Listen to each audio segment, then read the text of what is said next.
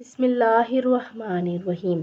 نبی پاک صلی اللہ علیہ وآلہ وسلم نے فرمایا، حضرت عبداللہ بن عمر رضی اللہ تعالیٰ عنہ بیان کرتے ہیں کہ نبی کریم صلی اللہ علیہ وآلہ وسلم نے منع فرمایا کہ ایک آدمی دوسرے کے سودے پر سودا نہ کرے۔ اس سے بھی منع فرمایا کہ ایک آدمی اپنے بھائی کے پیغام نکاح پر پیغام نہ بھیجے حتیٰ کہ پہلا پیغام دینے والا اس سے پہلے ترک کر دے یا اسے اجازت دے دے۔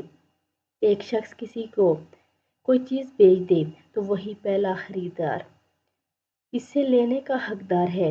اس کی اجازت کے بغیر وہ کسی چیز کو فروخت نہیں کی جا سکتی۔